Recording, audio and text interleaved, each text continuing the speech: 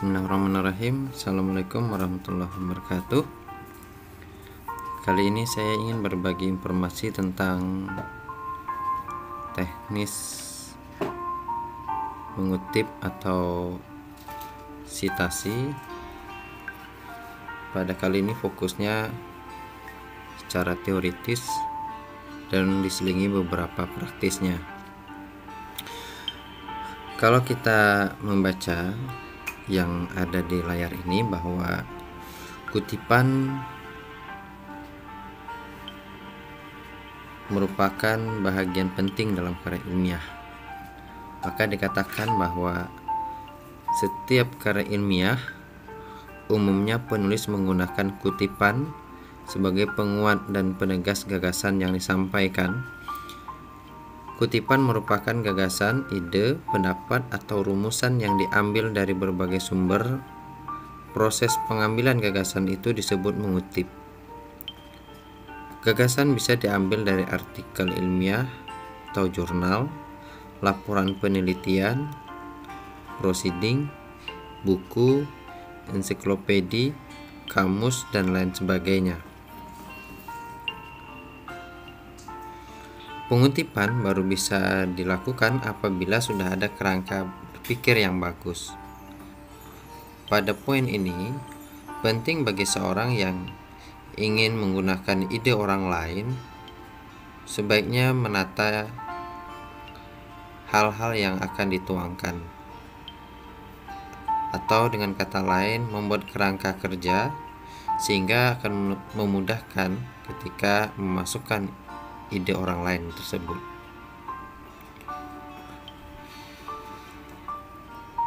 Jika belum tertata dengan baik atau hanya memadukan saja, maka lebih tepat dapat dikatakan suntingan atau susun dan gunting. Artinya tidak ada kerangka sehingga sangat berpotensi mengambil secara keseluruhan tanpa mensitir bagian mana saja yang diperlukan dan bagian mana saja yang tidak diperlukan. Nah, dalam mengutip bukan berarti seluruh tulisan digunakan, namun dapat mengambil idenya saja. Ini penting dipahami bahwa tidak hanya dilakukan secara langsung, tetapi bisa saja mengambil tidak langsung, artinya idenya saja. Jika teks itu terlalu panjang, maka si penulis bisa mengambil intisari dari teks itu tanpa mengubah maksud dan tujuan dari tulisan yang sebenarnya. Kutipan ini membuktikan bahwa ada pendapat orang lain yang digunakan dalam tulisan sebagai penunjang pendapat penulis. Oleh karena itu, seorang penulis tidak perlu membuang waktu lama untuk membuktikan kebenaran argumennya. Cukup dengan melihatkan atau menuangkan atau memanfaatkan kutipan karya orang lain. Dalam karya ilmiah yang sifatnya argumentatif, maka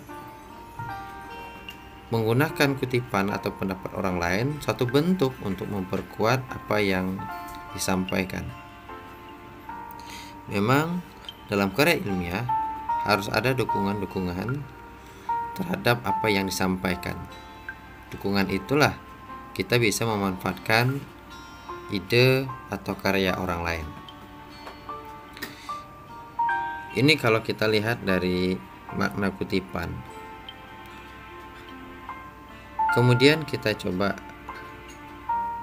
lihat apa fungsi dan manfaat kutipan. Fungsinya cukup banyak.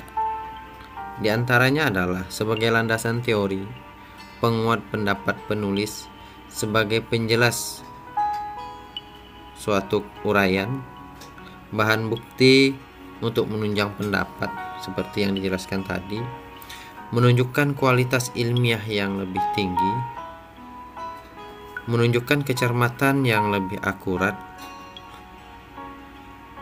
meningkatkan estetika penulisan, memudahkan peninjauan kembali, penggunaan referensi, yang dipakai oleh penulis memudahkan penyuntingan naskah yang terkait dengan data pustaka. Ini beberapa fungsi yang memang harus dipahami terhadap kutipan atau sitasi. Maka berdasarkan fungsi tersebut, seorang penulis harus memperhatikan hal-hal yang berhubungan dengan kutipan, yaitu mempertimbangkan bahwa kutipan itu perlu. Artinya, jangan dipaksakan kutipan A ini harus masuk.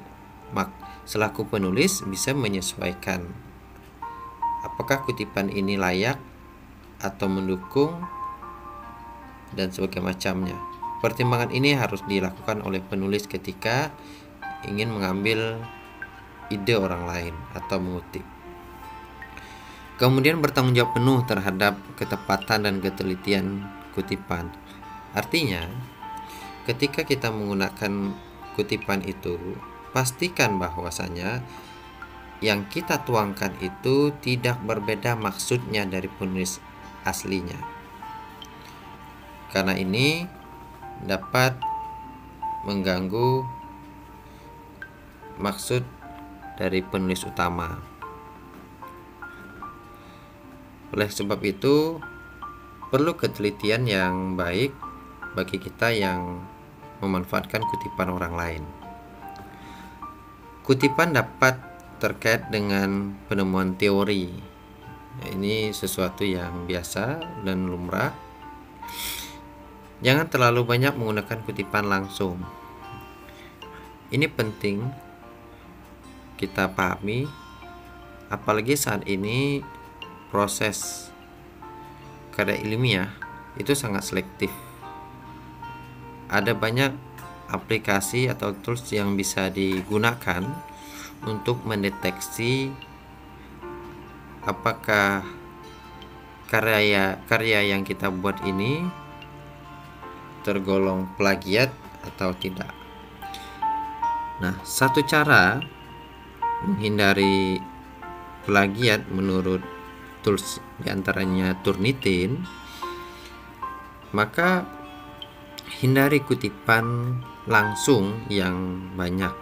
Kalau perlu dihindari, kecuali undang-undang, Al-Quran atau hadis yang tidak mungkin kita cut atau tidak mungkin kita olah. Tentu kita tuangkan apa yang tertulis. Tetapi kalau yang sifatnya sosial masih bisa kita olah dengan bahasa sendiri, ada baiknya dilakukan dengan cara tidak langsung atau dengan cara memparafrasekan. Kemudian mempertimbangkan jenis kutipan langsung atau kutipan tidak langsung. Ini terkait dengan penjelasan saya tadi, bahwa ketika menggunakan kutipan atau memanfaatkan ide orang lain untuk kita jadikan dasar dalam karya tulis kita, maka pastikan bahwa yang kita lakukan itu sesuai dengan konteksnya atau kaidahnya, baik langsung maupun tidak langsung, atau disesuaikan dengan kebutuhan. Memang beberapa teori terkadang kita tidak bisa mengolahnya karena memang begitu padat misalnya. Lalu kita ingin memanfaatkan itu, maka gunakan saja teknik kutipan langsung. Selagi bisa diolah, maksudnya ditata dengan bahasa sendiri namun tidak mengubah makna atau maksud dari penulis aslinya, maka ditata saja, itu akan lebih baik. Dan itu lebih leluasa kita menata bahasanya, sehingga rentetan ide pada kalimat yang kita tuangkan itu lebih apik atau lebih rapi, bahkan lebih terstruktur. Perhatikan teknik penulisan kutipan dan kaitannya dengan sumber rujukan atau daftar pustaka. Kalau kita melihat beberapa karya ilmiah, memang ada keberagaman dalam mengutip, tetapi pada konteks ini ditekankan langsung dan tidak langsung. Maksud saya yang terkait dengan karya ilmiah yang kita jumpai itu, ini terkait dengan model atau style yang dipakai. Jadi ada orang yang memakai sitasi pola APA, ada juga pola MLA, ada juga pola I, E, dan sebagainya macamnya. Dan cukup familiar juga pola Harvard. Nah, ini penting dipahami saat menggunakan kutipan.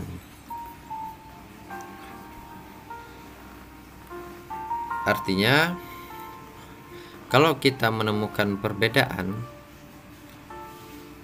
kutipan di karya ilmiah satu dengan yang lainnya, maka kita harus teliti terlebih dahulu pola yang dipakai.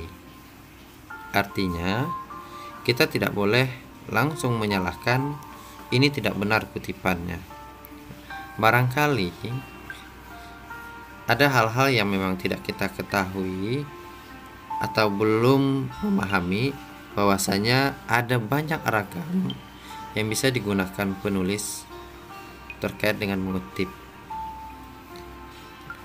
Hal ini tentu saja terkait dengan tulisan itu dipublikasikan di mana atau diterbitkan di mana. Ini sangat penting dipahami sebab dalam karya ilmiah ada aturan selingkuh. Artinya, beberapa lembaga bisa saja berbeda. Lembaga A memanfaatkan pola APA, lembaga B misalnya menggunakan pola Harvard dan sebagainya macam. Jadi pilihan-pilihan itu bisa saja terjadi.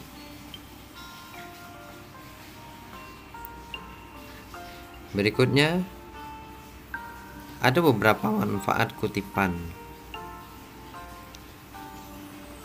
yaitu menegaskan isi uraian, untuk membuktikan kebenaran dari sebuah pernyataan yang dibuat oleh penulis, untuk memperhatikan kepada pembaca materi dan teori yang digunakan penulis, untuk mengkaji interpretasi penulis terhadap bahan yang dikutip, untuk menunjukkan bagian atau aspek topik yang dibahas, untuk mencegah penggunaan dan pengakuan bahan tulisan sebagai pemilik sendiri. Nah, ini penting ya diperhatikan. Artinya baik panjang maupun pendek ide yang kita gunakan, selama itu didapat dari orang lain, maka harus disebutkan. Selanjutnya, untuk memudahkan dalam meninjau ulang teori yang digunakan. Nah, ini lagi-lagi kenapa dicantumkan sumber yang kita kutip. Ini bertujuan memudahkan pembaca untuk meninjau ulang teori yang digunakan. Kadangkala karena ada perbedaan bahasa, baik bahasa kita maupun bahasa orang lain, sehingga membingungkan pembaca. Katakanlah di sumber A menggunakan sumber 1 di sumber, jadi artikel A ada ide, ya saya ulang, ada ide 1. Di 1 ini nama orang, kira-kira begitu. Kemudian di artikel B menggunakan ide 1. Terkadang ada perbedaan bahasa antara artikel A dan artikel B, walaupun sama-sama menggunakan rujukan yang pertama tadi atau satu. Nah, dengan kita mencantumkan itu, tentu memudahkan si pembaca mengkoreksi atau melihat atau memastikan apakah benar idenya seperti itu. Ini pentingnya atau manfaat dari kutipan.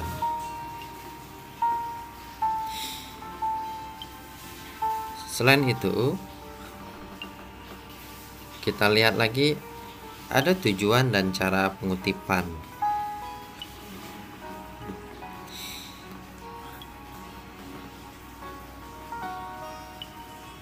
Secara umum memang dibagi dua. Jadi ada kutipan yang disebut dengan langsung, ada kutipan tidak langsung. Kita coba bahas tentang kutipan langsung. Kutipan langsung adalah cuplikan tulisan orang lain tanpa mengubah sedikit pun isi sebuah tulisan tersebut. Persis yang harus diperhatikan, prinsip yang harus diperhatikan pada saat mengutip yaitu tidak mengadakan perubahan terhadap teks asli yang dikutip, baik disingkat maupun diterjemahkan.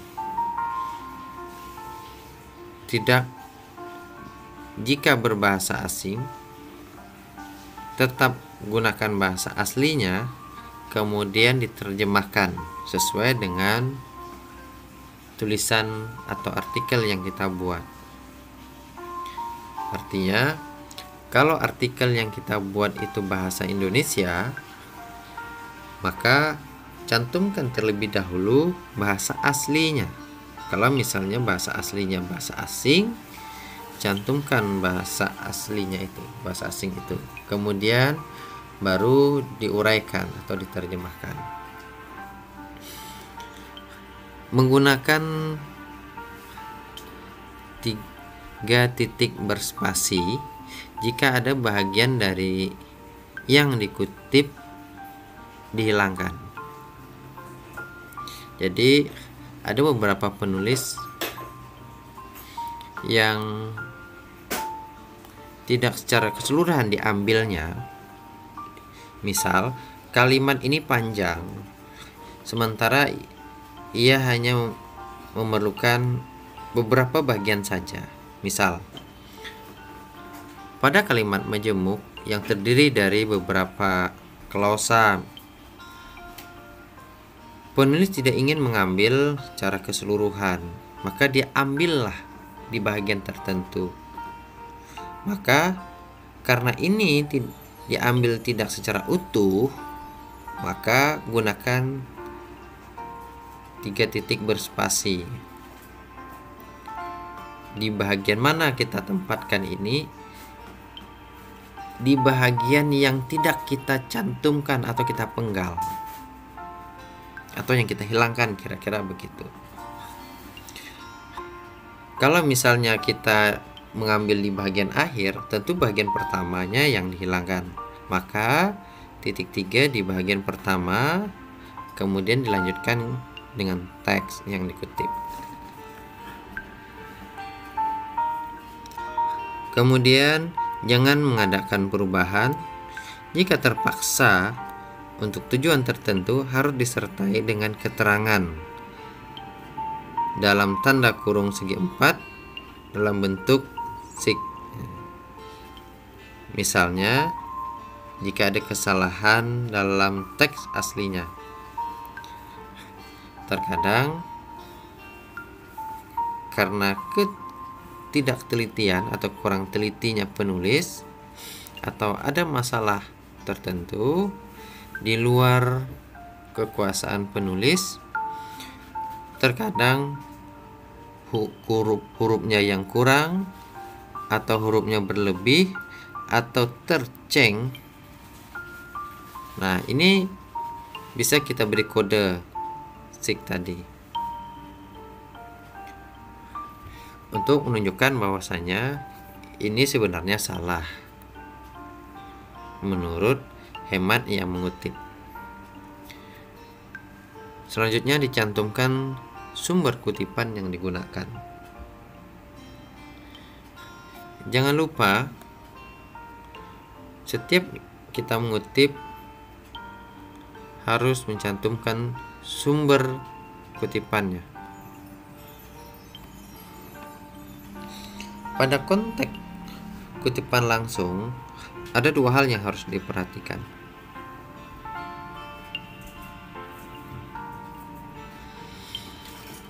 Ada dua cara melakukan kutipan langsung, yaitu baik kutipan langsung pendek maupun kutipan langsung panjang.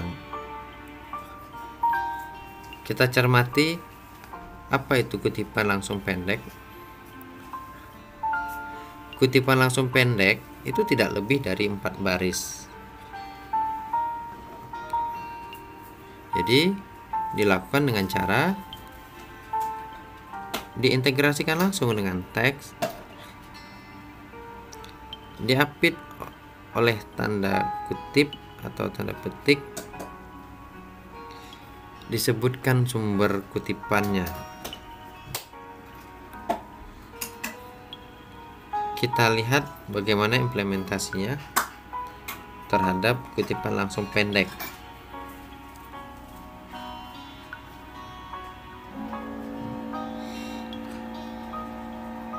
Di sini ada dua contoh yang saya tampilkan.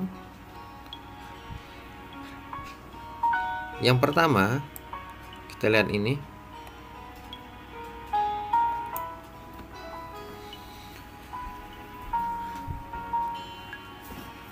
Ini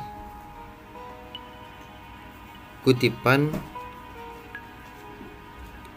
yang dicantumkan dalam satu tulisan, di mana sebelumnya diawali dengan kata pengantar atau kalimat pengantarnya.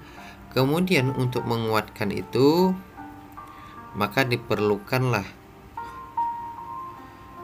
penjelasan atau rujukan atau referensi. Kita mengutip di sini Razak tahun 2007 halaman 11. Ditempatkan di bagian tengah. Kita lihat mana yang disebut dengan kutipan pendek, tidak lebih dari 4 baris. Coba kita lihat. Ini hanya 2 baris. Jadi makna satu baris itu tidak mesti harus full dari sini sampai bagian ini, tidak mutlak. Ini terkait dengan bentuk teksnya atau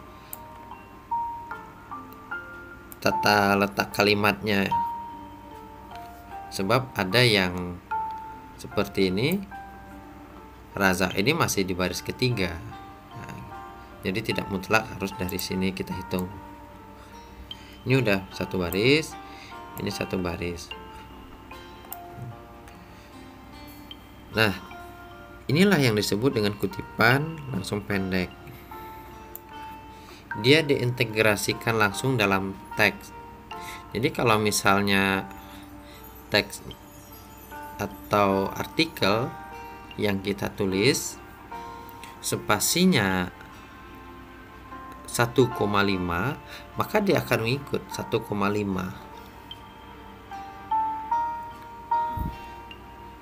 Kalau misalnya tagnya 1 spasi, maka dia akan mengikuti 1 spasi. Ini contoh pertama. Contoh kedua, Ratna 2009 halaman 1.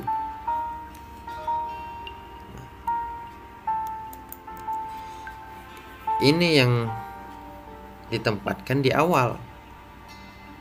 Sementara di tag pertama tadi, di awal ini merupakan kalimat pengantar, kemudian dipertegas dengan pendapat atau ide orang lain. Sementara yang kedua ditempatkan di awal terlebih dahulu. Ini kemudian didukung lagi dengan pendapat orang lain.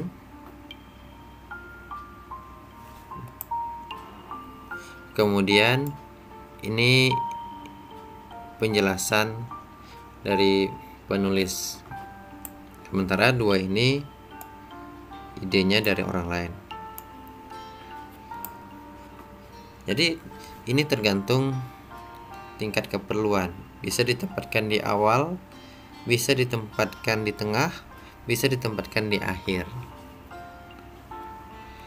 Kalau misalnya kita menempatkan di awal kalimat, nama biasanya di luar, kemudian dalam kurung ini tahun dan halaman bila di awal kalimatnya.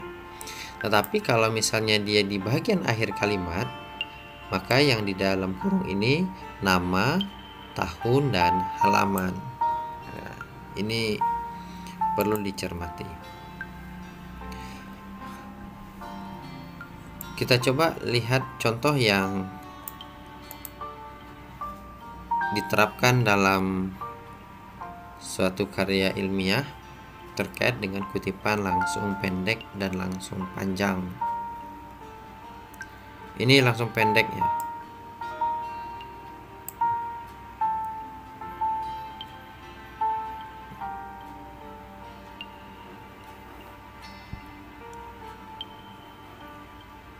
Ini kutipan langsung panjang. Saya teruskan dulu, nanti akan saya lihatkan contoh yang langsung pendek dan panjang. Langsung panjang itu lebih dari 4 baris. Jadi kalau lebih dari 4 baris, 5 dan seterusnya, 5 baris dan seterusnya ini tergolong panjang, atau tidak melebihi dari 4 baris, artinya minimal itu maksimal ya, yang pendek itu 4 baris. Dilakukan dengan cara berjarak rapat antar baris dalam satu kutipan, dipisahkan dari teks dengan jarak 1 spasi, disebutkan sumber kutipan, boleh diapit tanda kutip atau tanda petik, boleh juga tidak.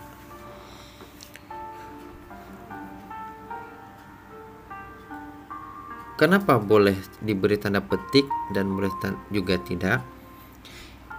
Ini dikarenakan teks yang dikutip itu telah berpisah atau dipisahkan dari penjelasan sebelumnya, sehingga tanpa diberi tanda petik pun orang akan tahu bahwasanya ini ide diambil secara langsung. Saya contohkan. Yang pertama dulu,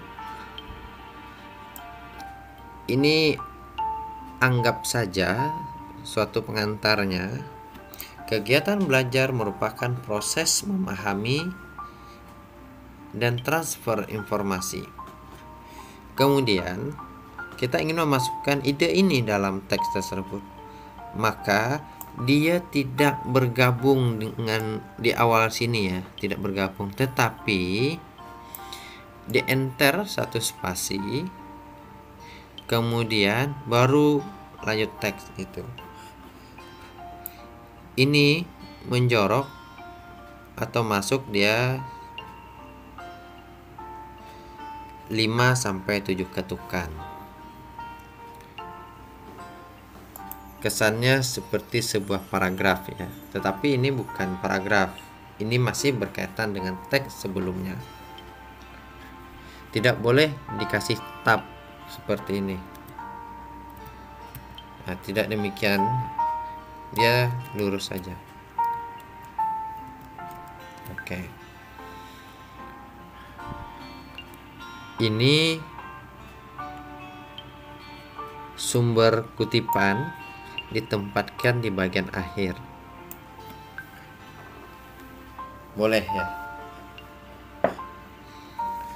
Kemudian bisa juga sumber kutipan ini kita letakkan di atas. Kemudian idenya kita tempatkan di bagian bawah. Boleh diberi tanda petik, boleh tidak. Umumnya ketika tidak ada nama penulis, cenderung diberi tanda kutip atau tanda petik. Ini tidak menjadi persoalan karena mau diberi ataupun tidak juga tidak masalah. Jadi ada dua pola yang bisa kita lakukan, kira-kira seperti ini. Kemudian di sini. Terkait dengan halaman, ini juga bisa berbeda beberapa penulis. Ada kalanya dalam artikel tertentu halaman tidak ditempatkan di sini, tetapi di akhir. Boleh juga.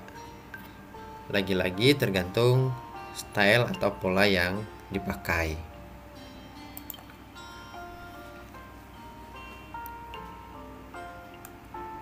Kita lihat kutipan yang langsung ya, implementasinya dalam karya ilmiah. Saya buka. Teman-teman bisa melihat ini.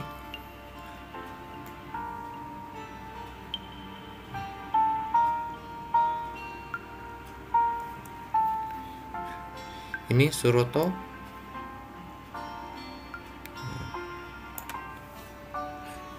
Jadi kalau misalnya teks aslinya ini 2 spasi, ya sudah. Artinya idenya yang digunakan pun juga 2 spasi. Ini yang disebut dengan terintegrasi ke dalam paragraf. Dia tidak dikeluarkan. Seperti kutipan langsung panjang. Kita lihat lagi. Ini kutipan langsung pendek, dia nyatu dengan teks secara umum. Kemudian kita lihat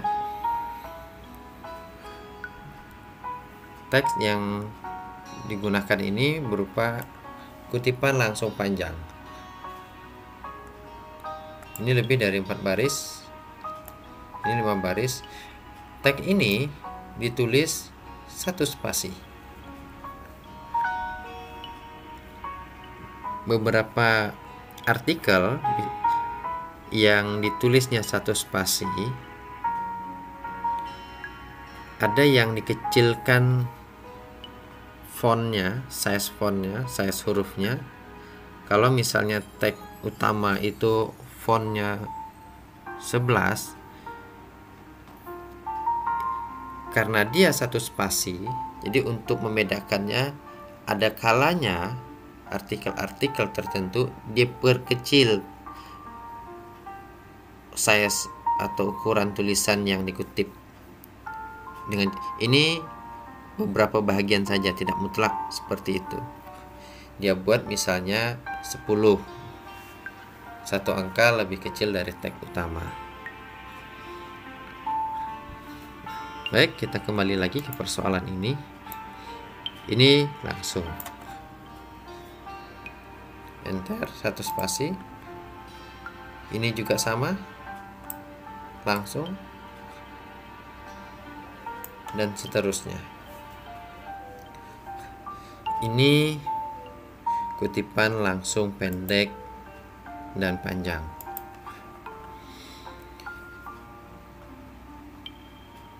Kita coba lihat lagi bagaimana teknis kutipan langsung, kutipan tidak langsung. Kutipan tidak langsung atau tak langsung adalah cuplikan yang diuraikan kembali dengan kata-kata sendiri. Pengutip hanya mengambil intisarinya saja. Untuk dapat melakukan kutipan jenis ini, Pengutip harus memahami intisari dari bagian yang dikutip. Artinya, si penulis yang akan mengutip ide tersebut harus membaca teks ini agar tidak terjadi kesalahpahaman ketika menggunakannya dalam kutipan tidak langsung. Kutipan tidak langsung ini ditulis menyatu dengan teks yang dibuat dan tidak diapit dengan tanda petik. Tidak diapit tanda petik karena dia tidak langsung. Kalau langsung baru diberi tanda petik. Selain itu, kutipan tidak langsung dapat dibuat secara panjang maupun pendek dengan cara diintegrasikan dengan teks seperti tadi, seperti kutipan tidak langsung. Seperti kutipan langsung pendek tetapi tanpa tanda petik dan telah menggunakan uraian sendiri. Jarak antar baris yang sama dengan teks, tidak dapat tanda kutip atau tanda petik. Contohnya kita lihat di sini.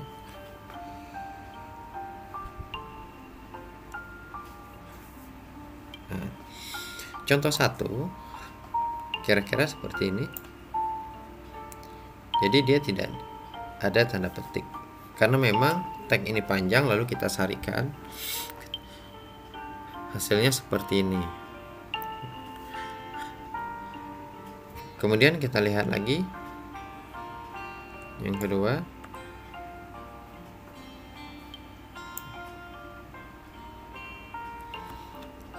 Kalau dicermati, di sini ada pakai halaman, ada yang tidak pakai halaman. Ini tergantung kepada pola yang dipakai oleh penulis. Ada yang memang lembaga tertentu mengharuskan ada halaman, ada juga yang tidak mengharuskan halaman, kecuali dia kutipan langsung mesti pakai halaman. Artinya menjelaskan di posisi mana teks itu diambil. Kalau pakai halaman juga menjelaskan di posisi mana ide itu diambil. Baik, kita lanjut.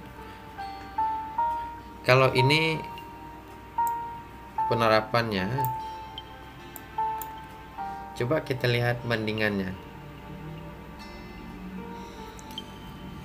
Ini ada teks kutipan langsung, artinya ini memang diambil dari Zoolafis 2020 halaman 502. Bagaimana kita menjadikan dia tidak langsung ide ini? Sederhana saja, teman-teman bisa membaca ini, kemudian ambil intisarinya sesuai dengan yang dibutuhkan. Contoh, di masa COVID-19, aktivitas belajar dilakukan secara daring sehingga menuntut mahasiswa belajar secara mandiri dan melatih skillnya agar dapat mencapai tujuan pembelajaran. Dalam situasi ini, mahasiswa menjadi pengontrol utama dalam aktivitas belajarnya. Maka mahasiswa perlu memilih dan memiliki metode belajar yang tepat agar kualitas belajarnya stabil. Pada konteks ini, kita bisa mengubah secara tidak langsung. Misalnya, kegiatan pembelajaran secara daring menuntut kemandirian para mahasiswa agar dapat mencapai tujuan akhir pembelajaran. Untuk itu, mahasiswa perlu memiliki metode belajar yang tepat.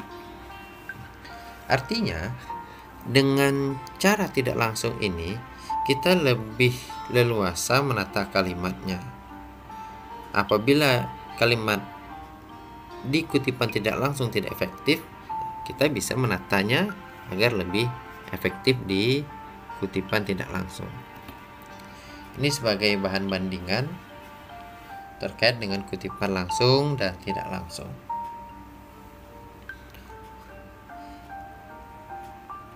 Lalu ada beberapa prinsip pengutipan. Coba kita simak sama-sama. Dalam kutipan tidak perlu mencantumkan judul buku, karena sudah mencantumkan nama, dan untuk judul bisa dilihat identitasnya di dalam daftar pustaka. Nama orang dan identitas, tahun terbit, dan halaman buku selalu berdekatan. Contohnya seperti bagian 1, jika di awal kalimat, kemudian jika di akhir, polanya seperti ini. Nama yang digunakan nama yang mana? Yaitu nama bagian akhir. Kalau namanya hanya satu kata, maka itulah yang digunakan.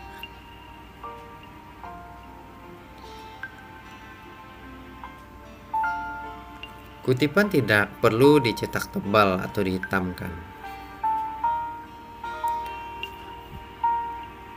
Namun demikian, karena ada aturan selingkung, beberapa lembaga ada yang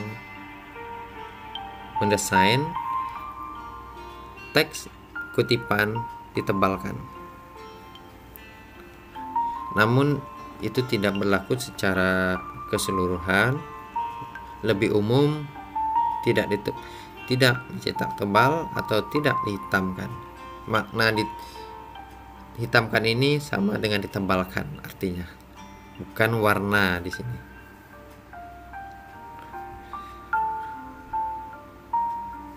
Penulis tidak diperkenankan untuk mengadakan perubahan kata dalam kutipan langsung. Ini juga sudah disampaikan sebelumnya. Apabila ingin mengadakan perubahan, harus disertai dengan penjelasan mengenai kesalahan atau ketidaksetujuannya dengan tanda kurung segi 4.3, yaitu menambahkan kata sik di belakang kata itu. Kata tersebut menunjukkan bahwa penulis tidak bertanggung jawab atas kesalahan kata atau ide. Penulis hanya sekadar mengutip sesuai dengan apa yang ada dalam naskah aslinya. Kita lihat contoh.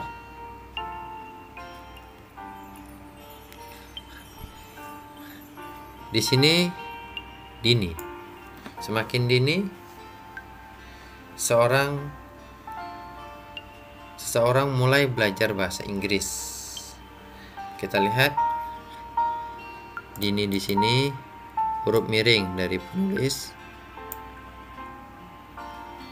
Kemudian Inggris di sini semestinya tidak ada huruf E. Maka karena ini dilakukan secara langsung, tetap ditulis apa adanya, kemudian diberi tanda SIC.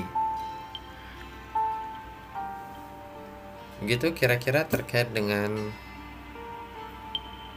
penggunaan atau mengadakan perubahan pada kutipan langsung.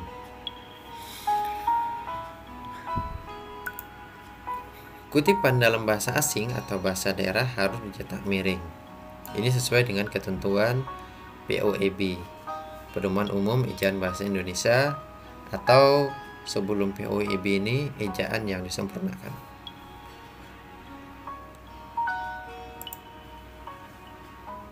Kutipan langsung selalu memakai tanda petik 2, diawali dengan huruf kapital. Ini penting. Jadi dimulainya itu harus huruf kapital ide yang dipakai. Contoh, di sini ada ide yang digunakan itu keabsahan. Data merupakan konsep penting yang diperbarui dari konsep kesahihan atau validitas dan keandalan menurut versi positivisme, dan disesuaikan dengan tuntutan pengetahuan, kriteria dan paradigmanya sendiri. Kutipan langsungnya itu dimulai dari tanda petik 2 dan kalimatnya harus diawali dengan huruf kapital. Ini sebagai penanda kutipan langsung. Kita lihat lagi. Kalau di sini di awal, sementara ini di bagian akhir dari teks yang dikutip. Kemudian ini uraian penulis. Selanjutnya, kutipan dapat ditempatkan sesuai dengan kebutuhan, baik di awal, tengah, atau akhir teks, seperti yang telah kita lihat sebelumnya. Jika pengarang ada 2, nama akhir kedua pengarangnya yang ditulis. Perhatikan, ini ada Pardede, Simajuntak, Ali, dan Asrori.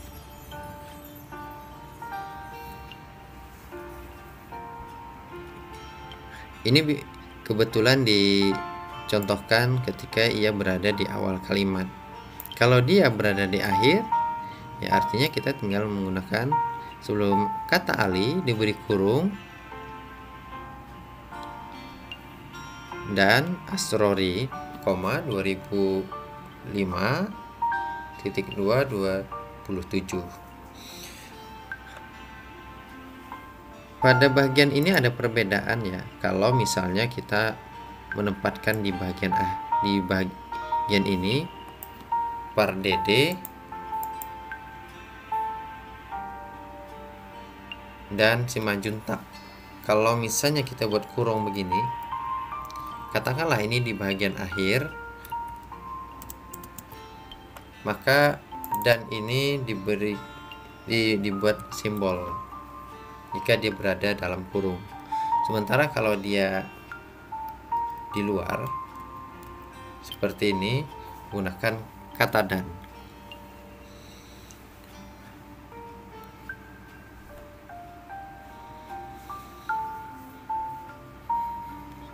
Baik, kita lanjutkan. Jika pengarang ada 3 atau lebih,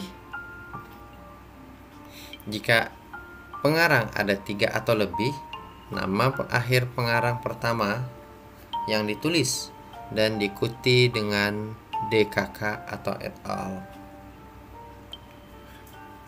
Kira-kira seperti ini.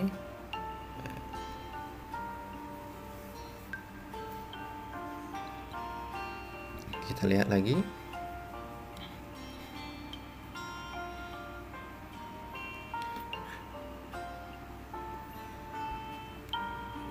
Jika dalam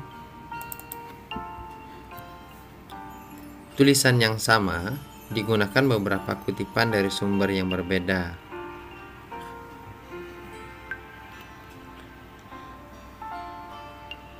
yang ditulis orang atau lembaga yang sama dan diterbitkan di tahun yang sama juga, data tahun penerbit diikuti lambang huruf A, B, C, D, dan seterusnya berdasarkan abjad judul buku tersebut.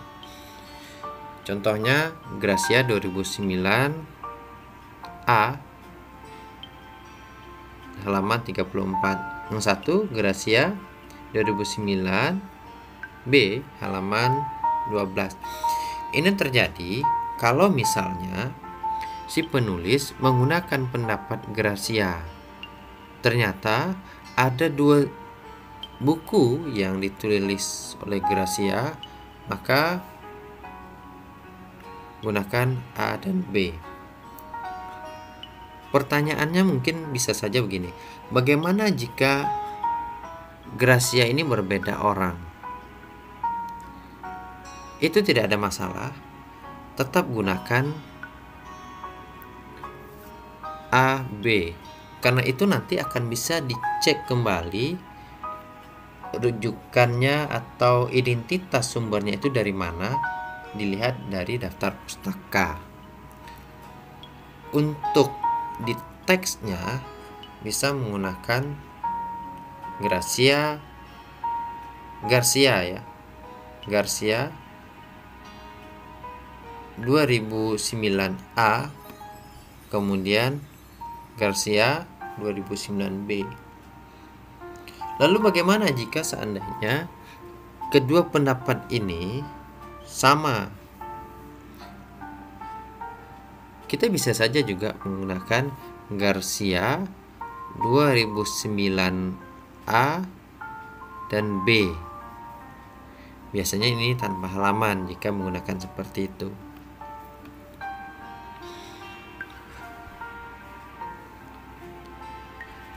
Terkait dengan ini, kita coba lihat beberapa yang memungkinkan.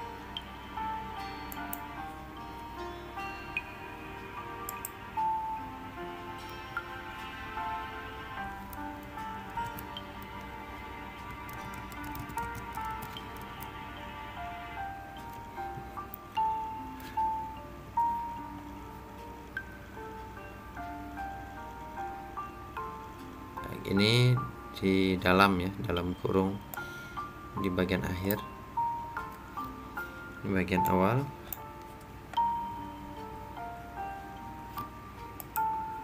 Kemudian kita lihat di sini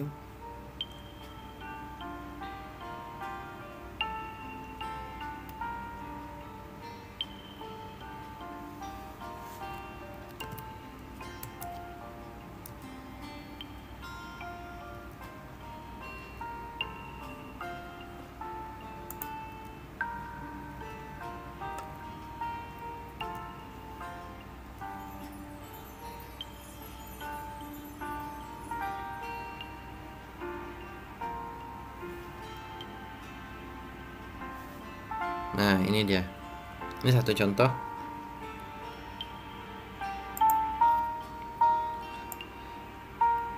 Muhammad Mustafa dan Zulhafiz 2018A dan B. Artinya pada konteks ini di sumber yang 2018A dan 2018 ini ada kesamaan. Maka caranya seperti ini. Atau misalnya karena anggap saja berbeda antara 2018A dan B, maka ditulis Mustafa dan Zulhafiz 2018A. Kita coba lihat lagi.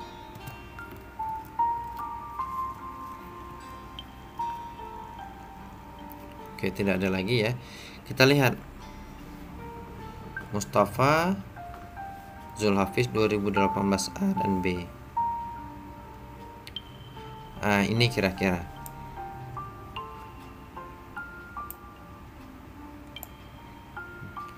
Jadi sumbernya berbeda.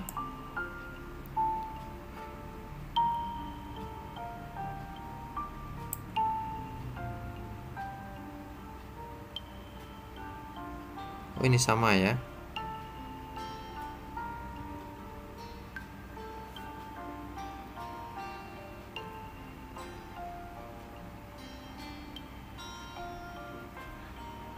Baik, ini sama.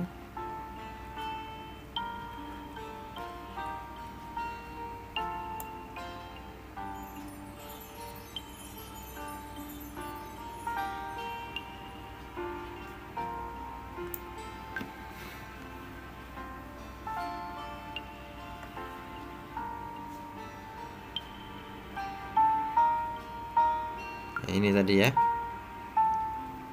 Berarti ini cukup 2018 saja. Jadi ada kekeliruan. Akan tapi kalau misalnya dia berbeda judul namun penulisnya sama, tahun terbitnya sama, maka dilakukan seperti ini. A, B. Ini yang kita maksud di penjelasan Garcia 2019A dengan 2019B. 2000 ya benar ya, 2019. 2009A dan 2009B. Selanjutnya, hal-hal yang juga perlu diperhatikan, jika kutipan diperoleh dari majalah atau koran tanpa identitas penulis, nama majalah atau koran tersebut yang dituliskan sebagai sumber. Kira seperti ini. Biasanya kita akan menjumpai di dalam koran itu ada halaman redaksi, tidak ada nama penulisnya, maka kita bisa menggantinya dengan Kompas atau Haluan Riau.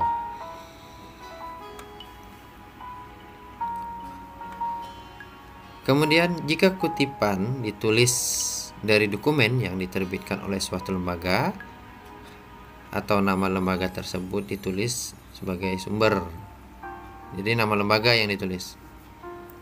Mana contoh? Pusat Bahasa menjelaskan, Kemendikbud.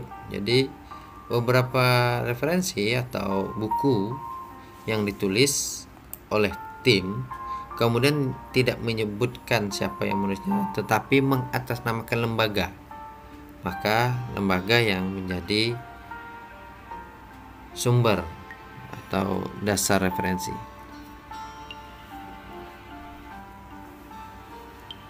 Kita lihat lagi, jika kutipan diperoleh dari dokumen resmi pemerintah yang diterbitkan tanpa identitas penulis, judul atau nama majalah atau koran tersebut yang ditulis sebagai sumber. Di sini undang-undang Republik Indonesia nomor 2003 tentang Sistem Pendidikan Nasional menyatakan. Ini undang-undang yang kita tuliskan, karena ini tidak ada nama penulisnya. Kemudian, kutipan dalam bentuk catatan kaki sebaiknya tidak digunakan dalam penulisan karya ilmiah seperti laporan penelitian diploma, skripsi, tesis, dan disertasi karena dapat diragukan tingkat keefektifannya. Namun demikian, kelembagaan atau instansi memiliki aturan tersendiri terkait kutipan. Nah, ini perlu saya jelaskan sedikit. Kenapa tidak begitu disarankan? Karena memang ketika itu digunakan secara langsung, maka perlu memahami teknisnya. Lalu apakah ada perbedaan teknisnya? Memang tidak ada secara khusus perbedaan. Namun jika menggunakan catatan kaki, maka dia tidak langsung menyebutkan sumbernya di sana, tetapi dia beri kode. Sumbernya bisa dilihat di bagian bawah. Kemudian kita kembali lagi, ada pola yang seperti catatan kaki, tapi ini bukan catatan kaki, yaitu pola IEEE atau IEEE. Jadi kembali lagi pada persoalan ini adalah aturan selingkung. Jadi kalau misalnya memang diperlukan pola seperti catatan kaki, itu disilahkan, tidak ada persoalan. Jadi aturan selingkung juga turut menentukan. Kutipan yang berasal dari ragam bahasa lisan seperti pidato pejabat jarang dipakai sebagai sumber acuan karena kebenarannya sulit dipercaya. Jika terpaksa menggunakannya, kutipan itu harus ditranskripkan dulu dan minta pengesahannya atau validasi kepada pembicara. Artinya, hasil yang ia sampaikan itu dibuat dalam bentuk tertulis, kemudian cross check dengan pembicara. Jika itu sudah sejalan dan sesuai dengan apa yang ia katakan, mintalah validasi dari dia, misalnya dengan tanda tangan, tanggal, bulan, dan tahun cantumkan di lembaran tersebut, sehingga kita mudah menyebutkan menurut A tahunnya kapan. Selanjutnya, apabila kutipan itu dirasakan terlalu panjang, penulis boleh mengambil bagian intinya saja dengan teknik memakai 3 tanda titik, tetapi tidak boleh mengubah atau menggeser makna atau pesan yang terkandung dalam teks itu. Contohnya seperti ini.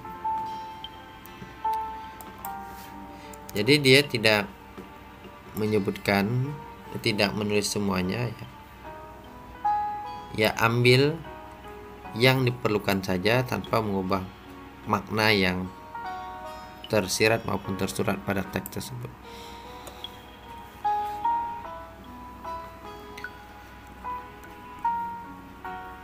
Jika mengutip pendapat ahli yang berasal dari kutipan karya ilmiah orang lain, bentuk penyajiannya sebagai berikutnya.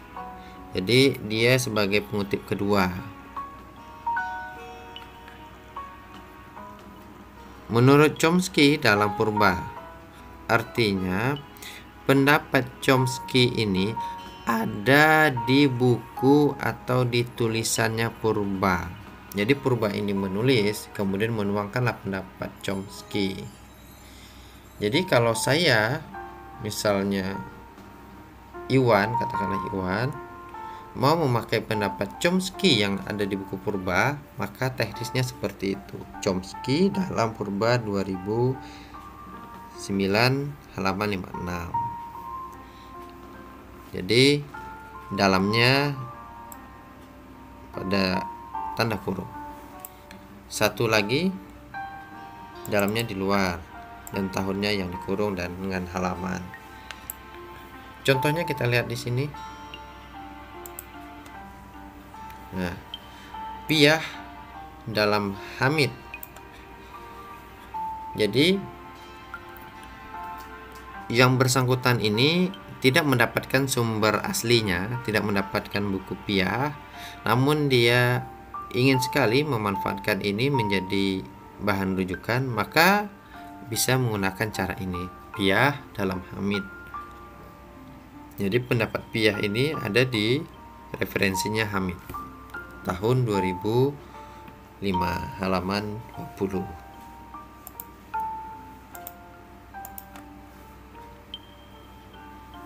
Kemudian penulisan kutipan dari artikel internet ada beberapa versi. Coba dicermati di sini.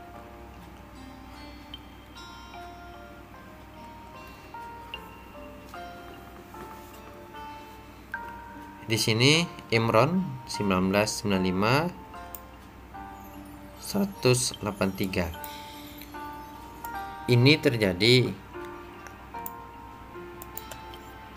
teks ini dituangkan di internet. Tidak ada penulisnya karena ini statusnya kelembagaan misalnya, atau hanya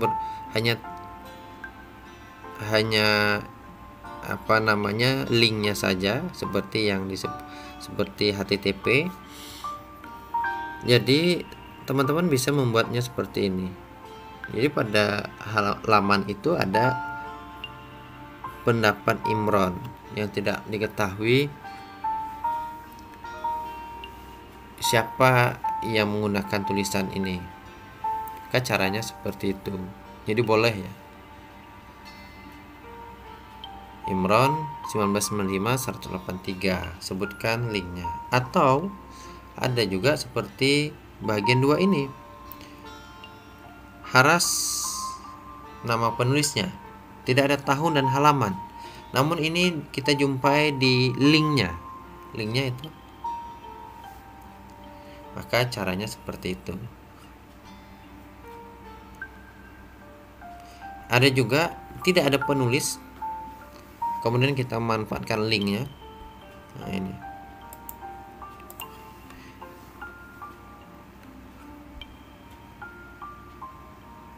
Ini satu contoh terkait dipakai atau tidak di kelembagaan tertentu, maka kembali ke aturan yang ada di sana.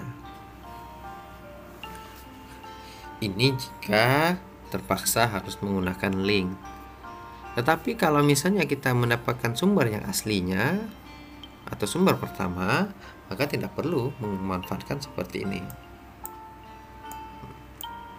Artinya kalau kita jumpa sumber aslinya langsung saja Imron. Terkait dengan 3 bagian ini, tentu ada teknis penulisan daftar pustaka yang penjelasannya terpisah dari penjelasan kali ini. Ini kira-kira hal-hal yang terkait dengan kutipan. Oleh sebab itu, pahamilah bagaimana teknis kutipan dengan baik sehingga memudahkan Anda dalam membuat karya ilmiah. Sebagai bentuk bandingan, saya kembali memperlihatkan ini.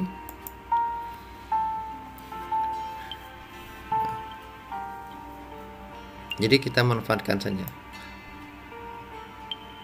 Jadi kalau penjelasan saya di awal tadi pakai dan ya, kemudian yang dalam kurung itu baru simbol. Ini lagi-lagi tergantung pada lembaga tersebut.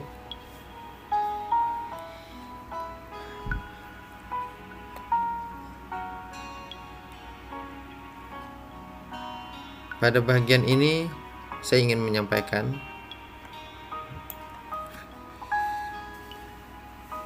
di sini ada ide yang saya pakai. Proses interpretasi dalam belajar perlu dilatih mahasiswa agar cepat dan mudah memahami informasi. Ini saya dapatkan informasi yang penjelasannya itu dari Mikuliki 2016, Goodyear dan Ellis ya, tahun 2007, kemudian Biggs 2003. Jadi kalau misalnya kita mendapatkan informasi sama, maka boleh saja teman-teman menggabungkan pola yang seperti ini. Jadi tidak perlu lagi mengulang ungkapan yang sama. Saya ilustrasikan pengulangan ungkapan yang sama yang terkesan sia-sia dan itu tidak produktif. Misalnya saya contohkan ya, Zulhafiz menjelaskan bahasa adalah alat komunikasi. Selain itu, saya gunakan nama di sini. Ellis mengemukakan bahasa alat komunikasi yang dilakukan dengan memanfaatkan alat atau hal-hal yang bersifat verbal.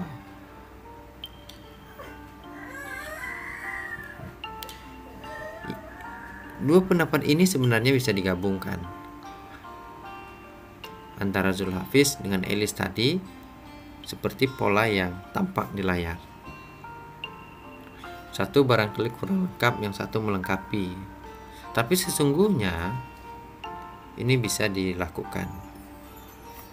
Sehingga dengan cara itu kita tidak mengulang hal-hal yang bersifat sama.